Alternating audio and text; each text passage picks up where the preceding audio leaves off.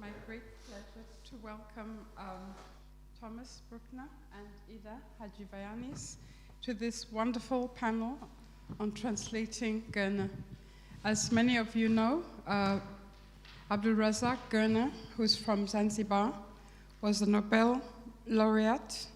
He lives in the UK and has for a long time written his works in English.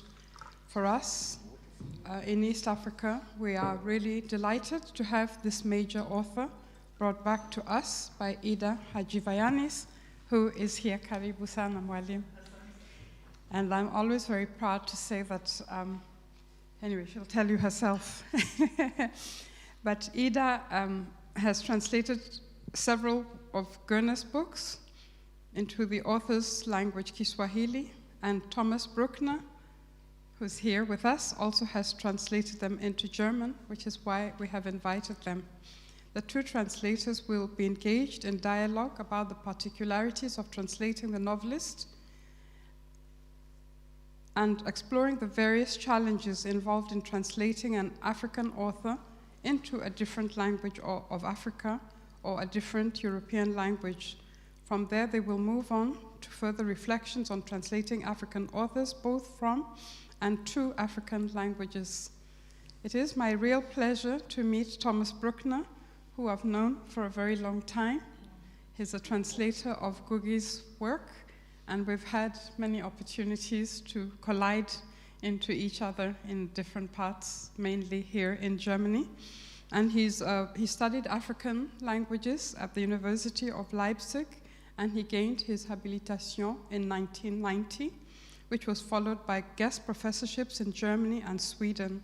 Since 1994, he has worked as a literary translator and editor, including German translations of Ngugi's work, Ivan Vladislavic from South Africa, Kojo Leng from Ghana, and many others, including works of the 2021 Nobel Prize winner Abdulrazak Gurnah, who we'll be discussing today. He's a speaker and dramaturge in various poetry jazz programs, Hein, Look, the festival, Rook, this is festival? Rumkopf, Lessing, Grass, and others with musicians and drummers such as Günther Baby Sommer, guitarist Uwe Kropinski, trombonist Johannes Bauer, and trombonist and trumpeter Michael Winkler.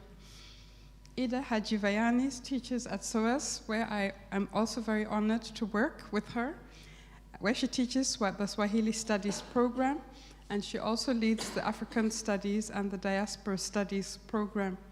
And her most recent publication, Swahili Mtapa, Exploration, Translation in Abdulrazak Gurnah's Paradise, has appeared in African Literature Today, for number 41.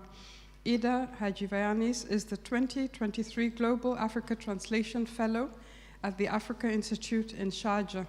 She's the co-founder of the annual SOAS Baraza in Kiswahili conference, which is happening next weekend in London. So you are welcome to follow us to London for the Baraza Festival. And she directs the MA African Studies and BA Africa and Black Diaspora programs at SOAS. Karibuni sana, welcome. Thank you very much for being here. Thank you.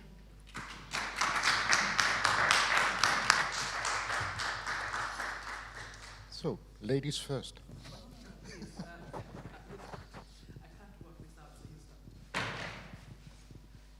Is it working? Yes. Yeah, but I think you should start. Or should I? Maybe I'll just start by saying I just want to thank Wangui Wagoro for inviting me here during this festival. I never knew there was such a thing as a translation festival. But Wangui was my supervisor when I did my master's, and she directed me into post-colonial translation at the time. And then later, I really delved into translation for my PhD, so I owe a lot to her. Asante sana mwalimu. So it's amazing to be here, and thank you for coming on a Sunday morning. I hope we make it worthwhile for you. Yeah, thanks from me as well, especially to Wangui, and who brought me here, and the others who curated this whole thing. I think it's a very good initiative to found something like a translators festival.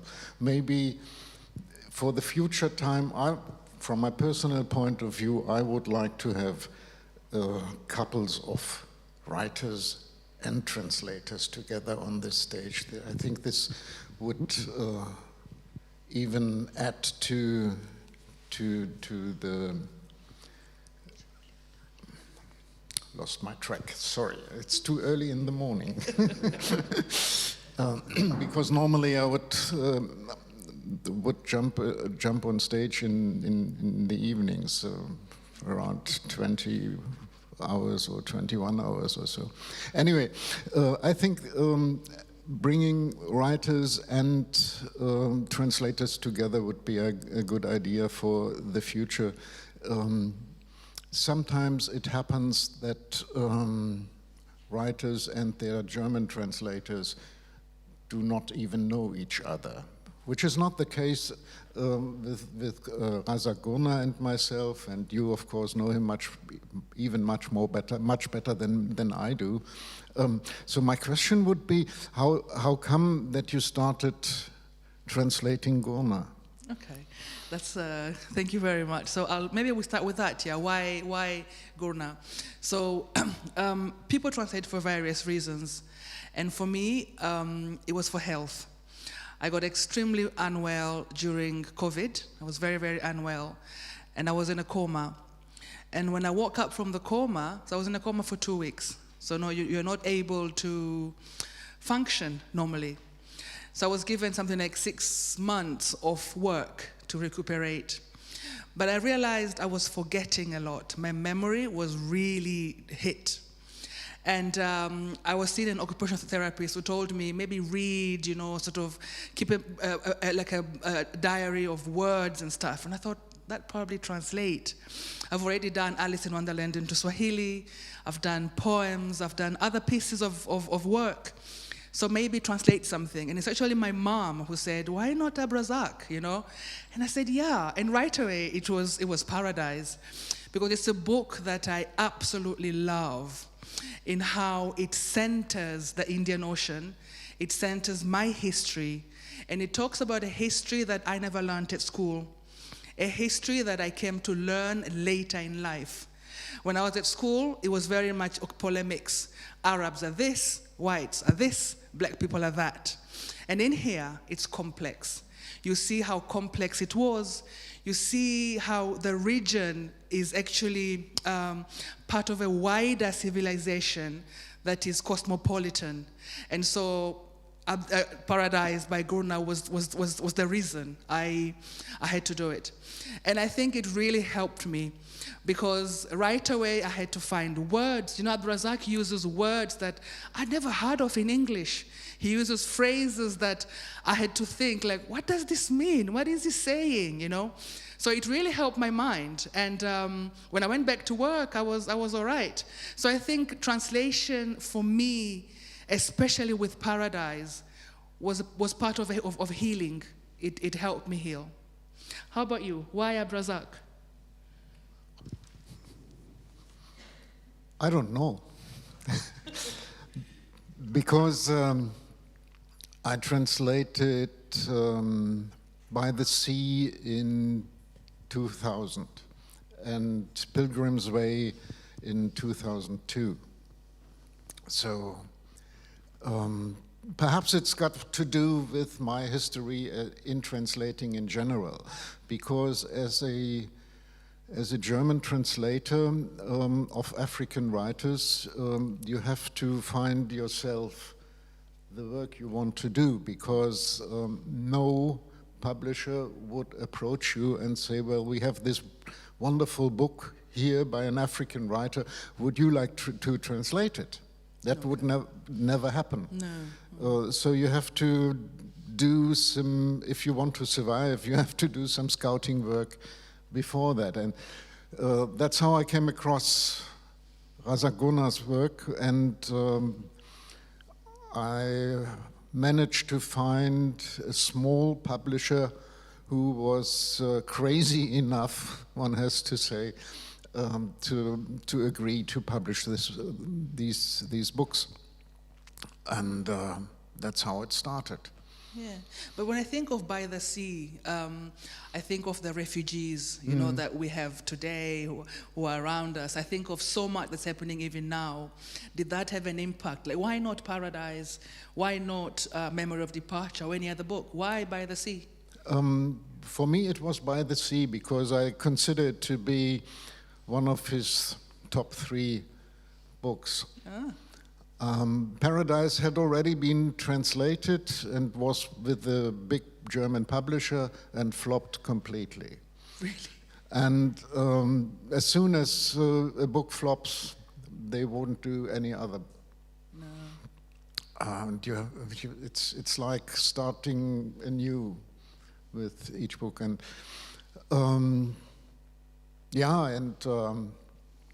By the Sea, I mean, at these times, refugees were not that much of a problem.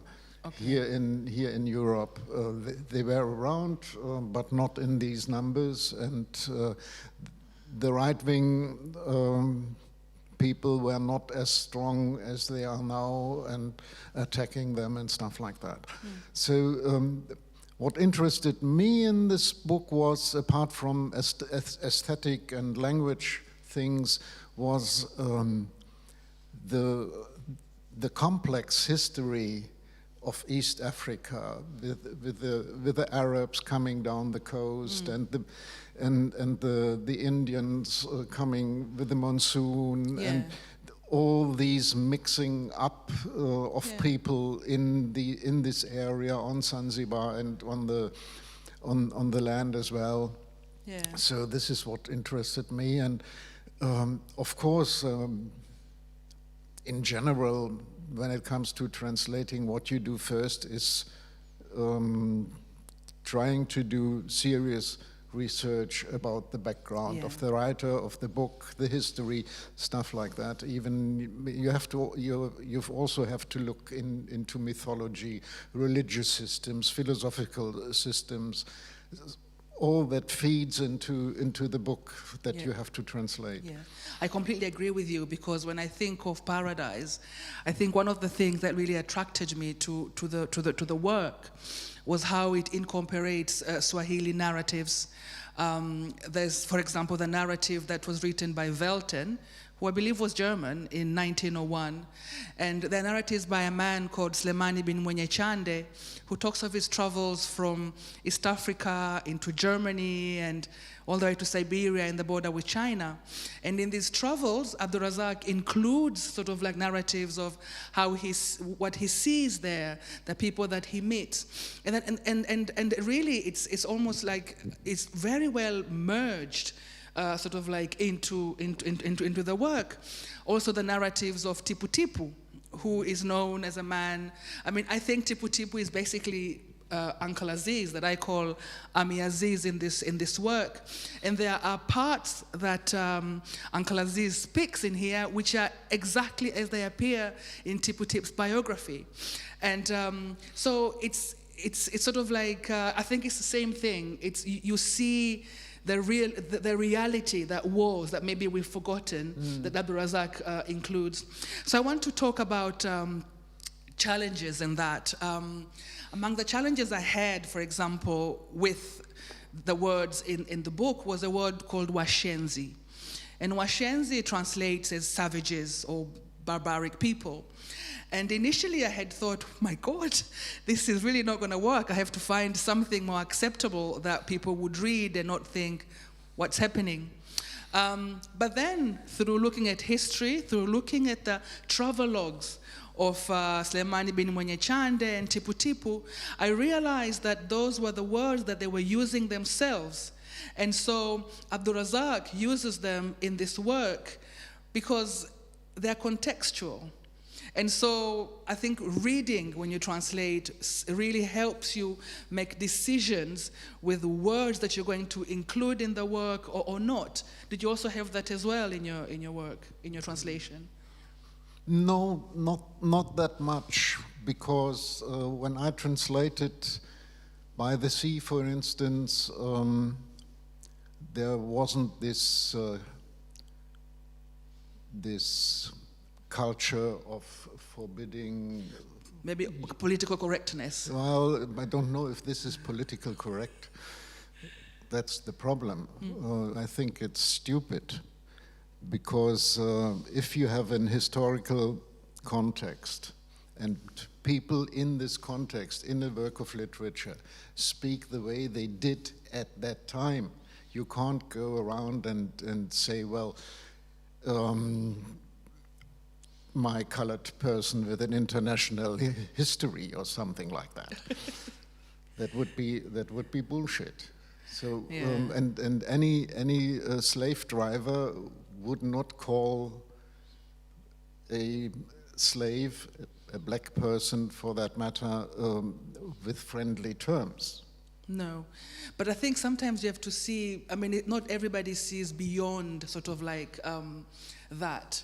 So sometimes, I mean, maybe like some words do offend just by being there in a certain way. You know what I mean? I know what you mean, but you know, if we eradicate these words in their historical context, we lose history. Yeah. And after a while, nobody will ever know what happened. And I don't think that's good. We have to live with the history. Yeah. On both sides, as those who were oppressors and those who were the victims of oppression. Yeah. And both of us have to be aware of what happened in the past. And if you eradicate all these words, you eradicate history and understanding and recognition, and then I think that's not good. No. Moreover, just one sentence. Moreover, I think any audience who is still able to read, although the numbers are decreasing, should be or is well aware enough of history that he or she is able to understand the background to what is happening in the book. Yeah. And we should trust on that, I think. So you believe in trusting the audience to understand that things are written in context, yeah. Although maybe, I don't know, there are some words, like I think I hear, like, you can't say slaves, but you should say enslaved person. So maybe, I don't know, that might have something on there. But maybe we'll talk with the audience to see what they think about this later. Yeah, okay, yeah. We can do that. Yes. So what was the reception of... maybe let me come back to this. We discussed a lot here about translator visibility. And so, for example, when I look at my translation, I can see my name at the front here, although it's in smaller font than Abdulrazak's, but at least it's there. And in brackets, you have translation, right? How was it for your work, and do you have any thoughts on that? Well, it changed over the years. When I started in the 90s, in the first books, my name just appeared on the imprint, and that was it. Now, from time to time, it happens that my name appears on the back cover. I mean, it's fine with me. I don't care, and it's not that I am translating because I want my name to be seen or to be written on the cover. That's not what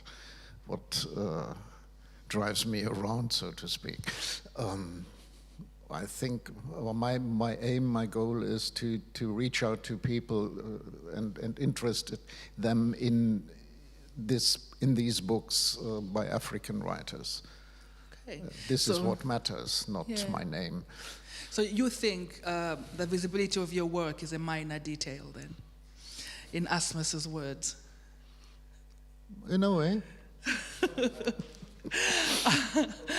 I'm of the opposite view completely, because I feel I have rewritten this work, and in terms of the Swahili work, I feel that I am actually adding an audience that wasn't there before.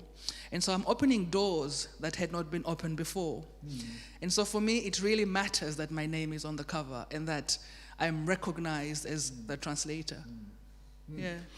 You're absolutely right in a way, because what one does as a translator is to rewrite the book. And maybe sometimes it's even better to stay anonymous because of the mistakes, you know. That can be the editor's problem. Say, I didn't do this, it was the editor. So in a way you can hide behind anybody, behind the author, and I mean what we are trying to do is to make a shitty text better. Let them not hear you. No, but then there is a difference between the two of us, to be serious again. You are a person who translates into an African language. I translate from one European language into the other. So your work is, in a way, much more important than mine, because in Germany, the number of people who are able to read English is growing. On the other hand, the number of people who are able to read is decreasing, as recent research has shown. The population, or the people between 9 and 15, there are up to 30% who are not able to read properly. Wow. This, of course, is of an utmost influence on later audiences of literature. Yeah. So in a way, I'm a person who is slowly dying out. Whereas you open up, as you've rightfully said, you are open up an audience. Oh, thank you. Well, I see that as a compliment. It is, definitely. It's much more important than what I do. No, but I think maybe translations are all important in their own context as well. So for example, I'll give you an example that I gave you yesterday. I was invited in Norway. I was speaking at the Oslo House of Literature. And I met a couple there who had lived in Tanzania in the 70s, who were fluent in English. But they bought Abdulrazak Gurnah in Norwegian and not in English. And I said, why? You can read English. They said, yeah, but we want to read it in our own language. So Norwegian, I bet, maybe has less readership than German. So I think it still matters. Yeah. I mean, I assume, you know. Yeah, so I think it's what you're doing is very, very relevant and very important still as well. I think that. Maybe. I don't know. I'm really not sure about that. Okay. Because when you do readings, it happens from time to time that any person in the audience says, well, I wouldn't read your translation because I prefer the original. To read the original. Yeah. Fair enough. Maybe the last thing before we call the audience is just to think of something. I was with Abdulrazak 2 weeks ago, and he said, do you know, the problem with translation is it goes out of fashion. Its timing runs out, because often we make subjective decisions on the translation. So when I think of the Swahili translation, maybe there are some swear words that I would not say as they appear. And in 10 years' time, the audience is ready to see those words as they appear in the English. Or somebody now comes with a new edition of the translation. And so suddenly what I've done is out of fashion. Do you feel, I mean, what are your thoughts about this matter? Do translations go out of fashions? That's why you have all these different... Of course. I mean, books also age. Yes. And after Razak Gurnah got the Nobel, there was a new edition of By the Sea, and it was newly edited. Oh, was it? Yeah. I mean, after 20 years, you can give it a new look or a new approach sometimes. I have to reread that then. I've read the old one. Yeah. Okay. All right. Should we? Yeah, of course. Let's open up Yeah. to the audience. Please do. So if there are any questions you always wanted to ask us but never dared. Yes, microphone.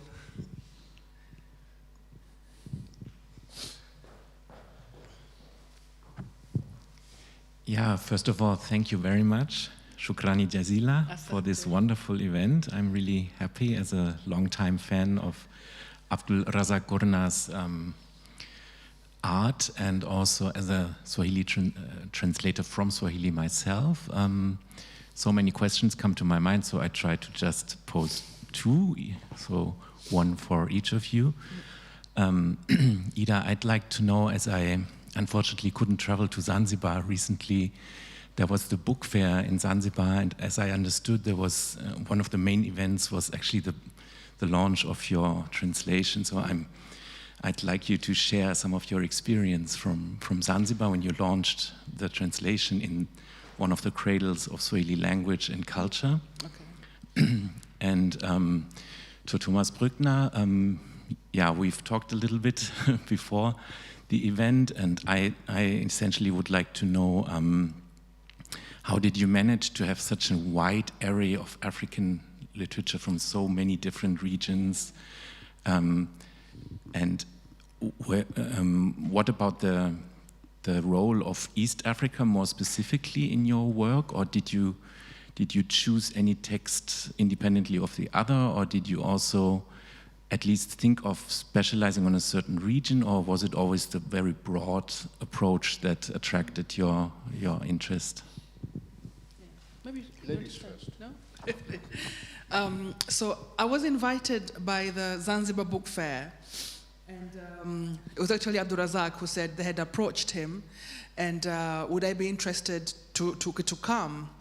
And I said, yeah, definitely. So this was sometime in February of this year. And it was going to be in October. And then in March, they said, oh, maybe we could then have, because I think they were focusing on sort of like literature by Zanzibaris, sort of work. Maybe we could launch the book. We had launched it at SOAS during the Baraza conference. And so I said, yes, okay. So maybe the one thing I can say is initially it was planned as almost like a political rally. You know, if you look at the photos, there's the president's photo, etc. But on the day, the president did not show up. Instead, he sent a minister to represent him. It was amazing. I mean, it was fantastic. But so one thing I think I saw was that I mean, it's quite political, these kinds of events in Zanzibar. Sort of like the ministers all have to say something and etc. But I felt that they had received it really well. They have included it in the school's curriculum, in the syllabus. And it was almost like a homecoming for Abdulrazak, like he's coming back home with his work in Swahili. And I think it was just, it was amazing. I mean, I was blown away. But maybe I could just add something very quickly about the Zanzibar Book Fair. It's actually initiated by young people in Zanzibar. And if anybody has any idea or thought, I think they need our support to continue having the book fair and growing it and just to sort of like raise awareness about literature and reading and all that stuff. So just a word in for them. Thank you. Go on. I'm not sure if I'm able to answer your question satisfactorily. It's always been a question of curiosity, so to speak, and a question of wanting to learn something that was out of my immediate range of access. And then it happened that you found a writer with his books which were interesting, and you started, I mean, it's the same process each and every time.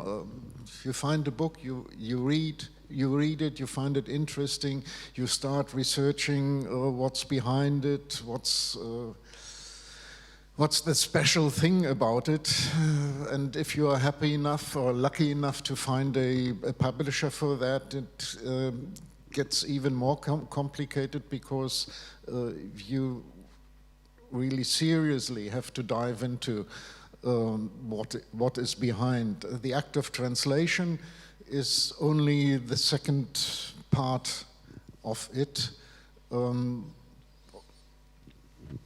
It's the first part that that of research that takes sometimes even more time than the actual translation act. Rewriting and rewriting and rewriting included. And this is what makes it a very slow process, which happens, or which results into the fact that sometimes I have to say no to a publisher, because these guys tend to come up with a book saying, well, there are 400 pages in the original, which means there are 500 in the translation, and we want it in 3 months. And you have to, I simply have to say no, because I can't do it in that time. So I think it's this going deep into the stuff, from aesthetic and language things to the cultural and philosophical things that makes work on a translation interesting, because it can be very boring as well. I think yesterday we had a workshop upstairs, and one of the things that we really found was that it's very lonely to be a translator. It's just you and somebody else. That's the good part of it. Oh. So we enjoyed the group work where everybody was coming in with all sorts of ideas. But I mean, going out into the open and expose yourself, that's another stage of the translation. But when I'm in fact working on a translation, I prefer not to be disturbed. Just by yourself. And just focus on what's before me. And then after it's finished or completed or whatever, then we can go out and meet people and talk about it and read from it and stuff like that. Wow. Yes, I think there are 3 questions. Yeah.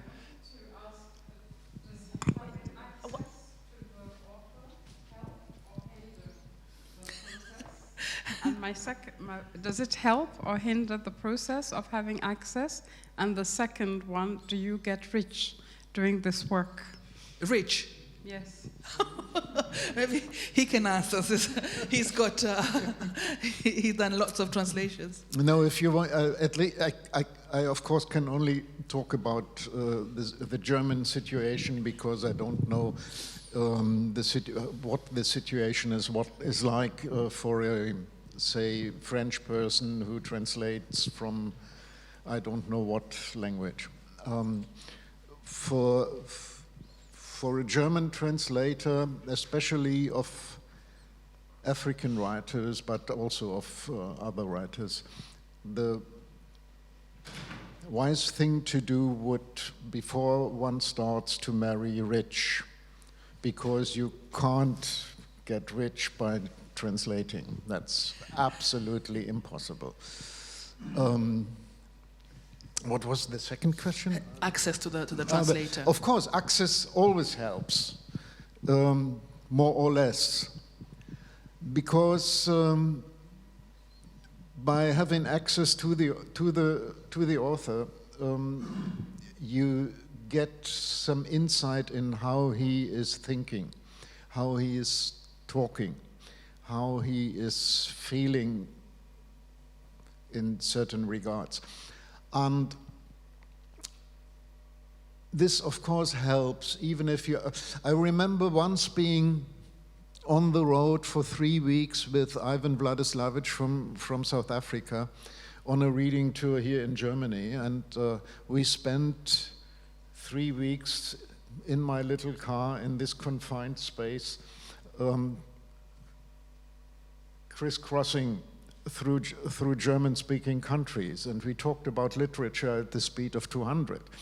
And this was very important in the regard that I learned to listen and to feel and experience how he actually talks, what his voice is sounding like.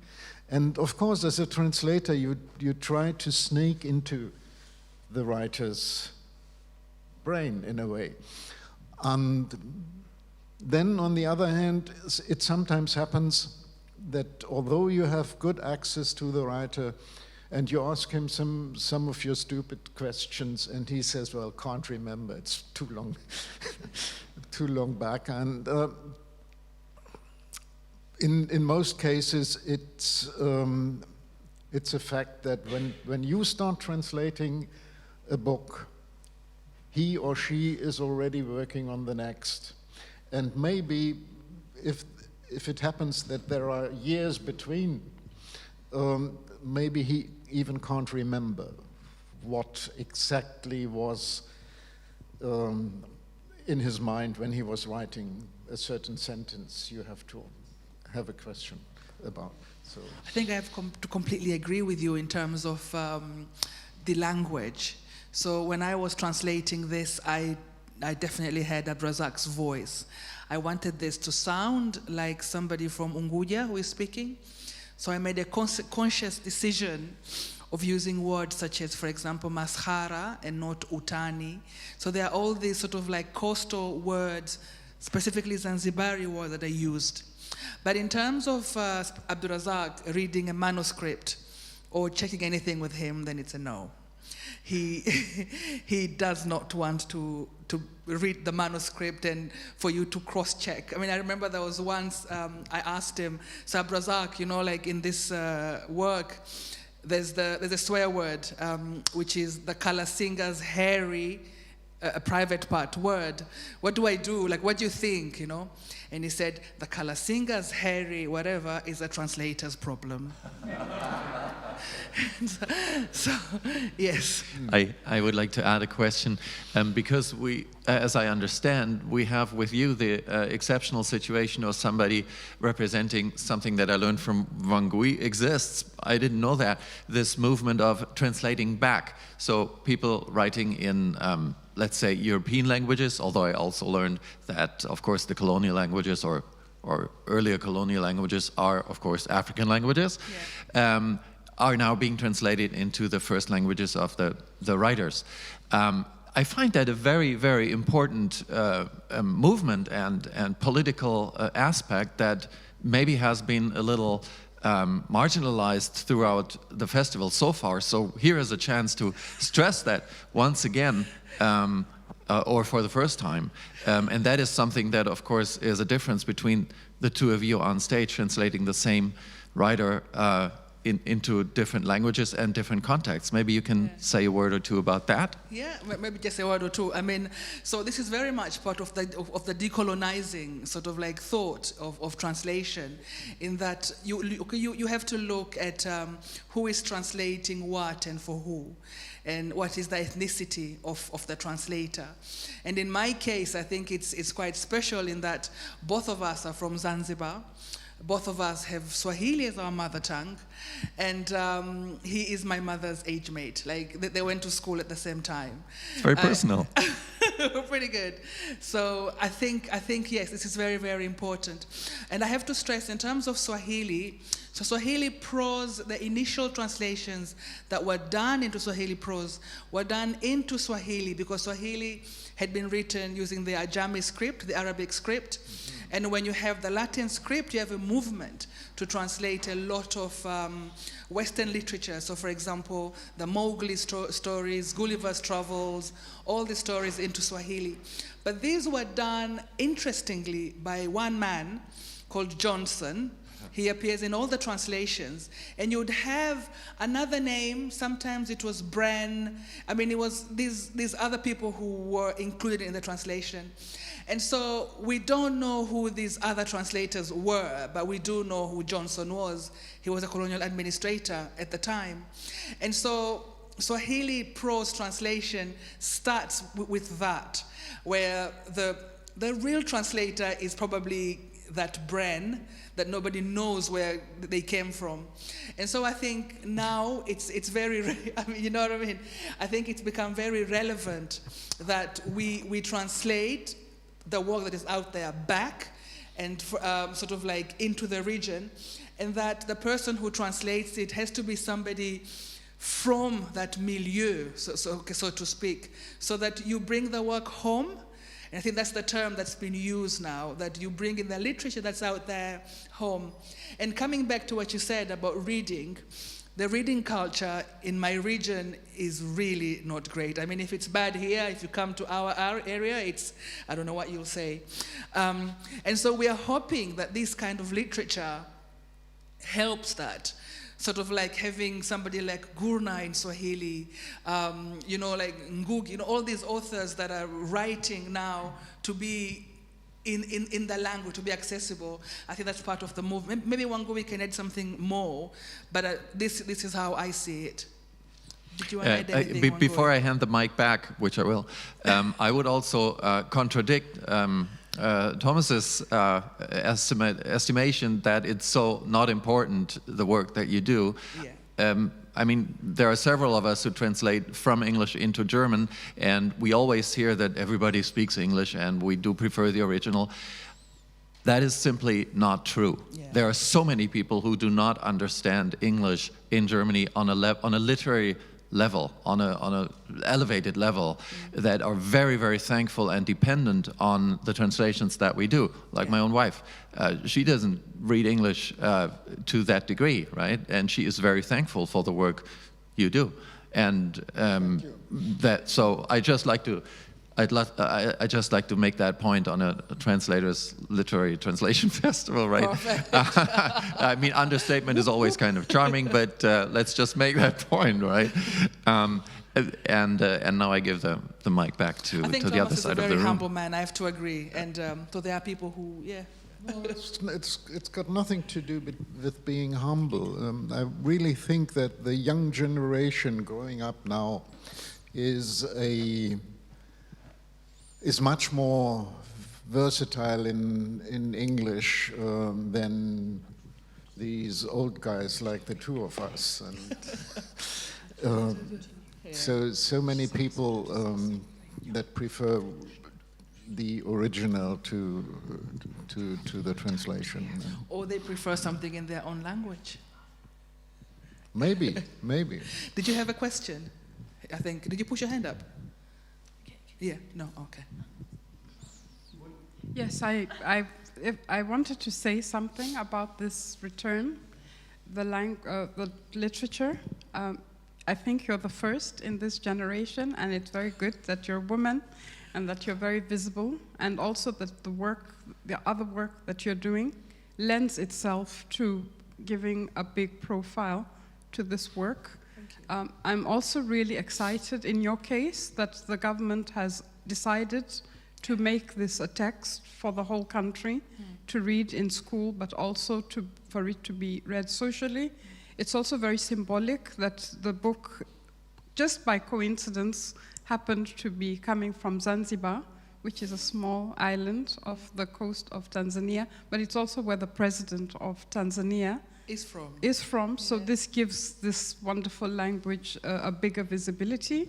Kiswahili also has now been made an international United Nations language. So these are little coincidences that it's not so coincidental, the historical journey that has made it happen, but it happens politically just at the same time when Kiswahili has been recognized as the working language of the African Union in 2021. The high visibility of the president, who herself is very keen on promoting this language on the global stage, not just for Tanzania, but for the whole of Africa. but also that it's that you have this wider platform. You've got the fellowship at Sharjah. I think this is a big, I know you from when you were a student. We never even dreamt when we were doing the translation studies. We never knew that these big moments when we can be curating Berlin Translation Festival, we were just humbly, like Thomas has said, we were humbly just doing the work that we love, which is dealing with the words and transferring them, and hopefully one day somebody will read it. I also want to comment on the beauty of the book. I don't know if people have seen this very beautiful. It's really beautiful. It's a very beautiful book. The publisher, also again, another coincidence, this Mkuki Nanyota is passionate about publishing beautiful books. He's very careful in his collection of what he has published. So you were very lucky that you found a very caring publisher who cares, who reads carefully the words. I'm sure he commented on the manuscript which publishers don't have to do. He read it carefully. He used to call me and tell me, oh, I'm reading this, it's so sweet, I can't put it down. You know, and that itself is, publishers in the world don't have this much time to, like I'm sure in Thomas's case, to read every word and comment on them. So it's a wonderful, and then it's coming within this context of a decolonizing, where we are taking back our languages, which are out there, and I think it's a civilizational moment. I don't know what will happen, but we can feel that this is a very important. Abdulatif, who's here, has been, of course, he's a writer in Kiswahili, so it's not so new that there are writers, but there are rare ones like him and you who have brought us this visibility. You can see she's my teacher and my really good friend, so thank you very much. Is there another question? Otherwise, I would also have two questions, and one is to you, Ida. And I just wonder, because you know Abdulrazak Gurnah very well, I suppose he has been living in the UK for so long now, and I suppose that he probably also dreams in English. But just the question is, like, after maybe being confronted with your translation, did he ever mention that he could think of writing again Swahili, and then the translation would be rather to English, like, you know, like Ngugi decided to write in Kikuyu, or is it excluded for him? No. So I don't know him very well, but I know him well, well enough. So when we were in Tanzania, we were together for a week, and we did various events, workshops, and then we actually had 2 launches in Zanzibar and in Dar es Salaam. And at each event, he was asked, "Why do you write in English, and will you ever write in Swahili?" And his response is always quite short. He says, I decide to write in English, you can write in German or in whatever you want, and that's it. And somebody asked him, would you ever write in Swahili? And he said, I speak Swahili fluently, but I choose to write in English, and I will just write in English. So I think, at this particular point in time, that's the latest that I heard him say. Maybe, I know he has a book coming out, which is, has been sent to the, maybe, I don't know, there's a book coming out. Maybe the next one might be in Swahili, but at this particular point in time, no. So there's still work for translators. That's good. And then it's a question to drawing again on this debate about translation from English into German. But there's a question to both of you, and it actually to the whole festival. And the question is related to how we understand translation, and whether we have to do some work even in early education in school to make sure that pupils learn what translation is, because there's still like a myth, and the myth is the original is always the real thing. Translation is a kind of Platonic thinking, right? So the translation is only like a mimetic thing in another language. If you are able to read English, you should go to the original. So the translation kind of is always minor. But I think that's not true. If we even think of Borges, the translation might even be better than the original, but for sure it's different. It's different, and it means like a translation can actually unreal something that the original doesn't have because it's another language. So, if I think of my own poetry, I would love to be able to read it in the few languages it has been translated to, because I would learn more about my own texts. Yeah. And so that especially in Germany, we have this myth, you of course, if you speak English, you go to the original movie, you would never have, the dubbing version, and you would try to read Gurnah in the original instead of the translation. But maybe we have to kind of I'm curious what you think about to teach in school that translations are of their own right and they have an intrinsic value and they're not just a helping tool to understand language. Can I answer this first? So I will answer in terms of Swahili. And what has happened is I think we are ahead of the rest of the world because of the history of prose in Swahili, where the initial prose were translations. Translations in Swahili are regarded as part of the literature. So even if you read Mazrui, for instance, and other scholars, translations, they're known as translations, but they're Swahili literature. So, for example, I would say, I'm reading Nyerere's Merchant of Venice, Nyerere's Mabepari wa Venisi. We know it's a translation, but we accept it as is. Oh, is that a fire alarm?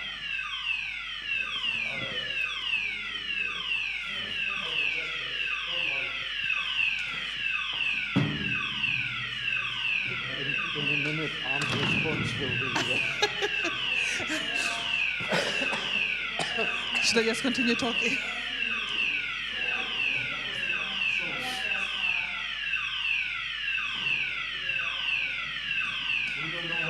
I don't want to die. I don't want to die. I better go.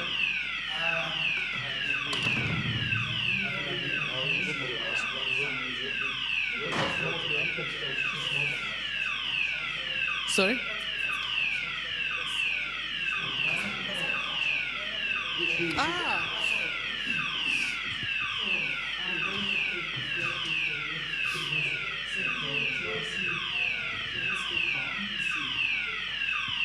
But I really enjoyed this. Thank you so much. You're amazing. Hope we keep in touch. Can I give you a number? Yeah, please. Let's do it afterwards. So everybody awake again? It's okay? No armed response. It's 12. Maybe they're telling us to get out.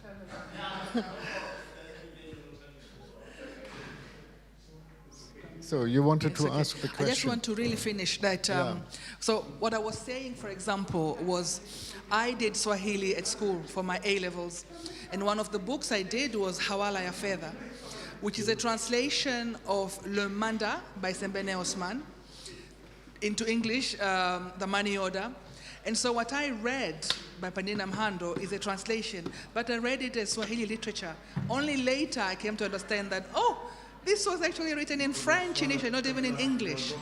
And it's the same case for translations like the stories, the Mowgli stories, etc. They're all known as Swahili literature.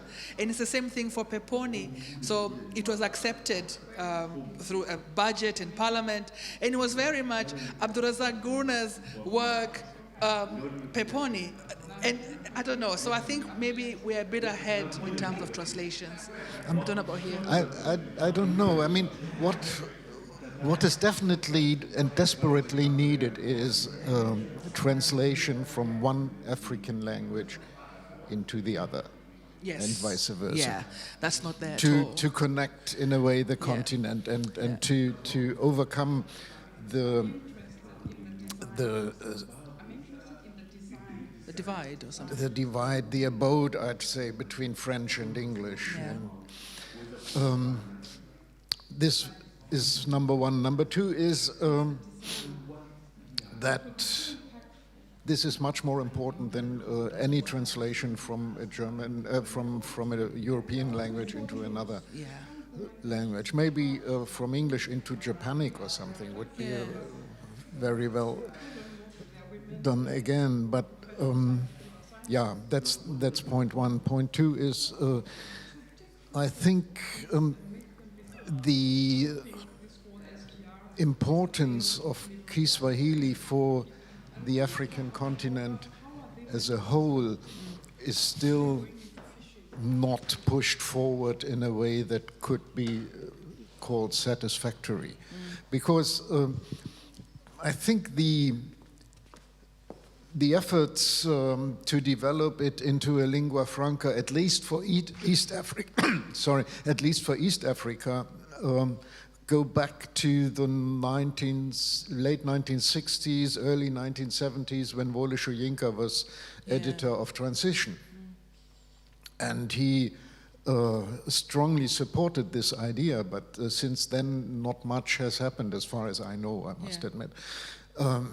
So it would be a major task and a heavy one as well to bring Swahili forward and develop it into a language that could unify the continent in a way.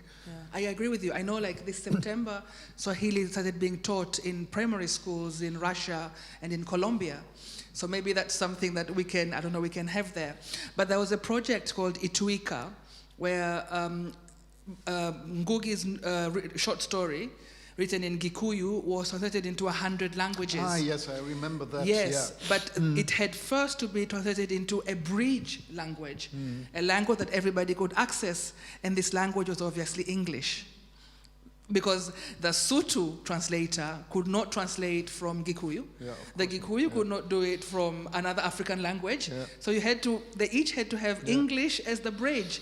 And what if they saw Swahili or, I don't know, an African language? I agree with you completely. But I think he asked about the state of translation seen as a copy. Is that what you meant? Like seen as a copy always, never the original. Yeah, and I think in Swahili that's not the case. I don't know about here. Yeah, but I mean, the translation is always better than the original. No doubt about that. I completely agree. All right. Maybe should we end up with that note? No, please. No. That's the best note to end with. Yeah. No. So maybe we'll just end by saying thank you again. Asmas, you've been amazing. Thank you, such an amazing host and everybody here. And I'm so happy to hear that we have a translation festival. You're putting translation at the front, which is excellent work. Thank you very much. Thanks for coming. Yeah, thank you very much. Thank you so much. Ida Hadjivayanis, Thomas Brückner. Thank you.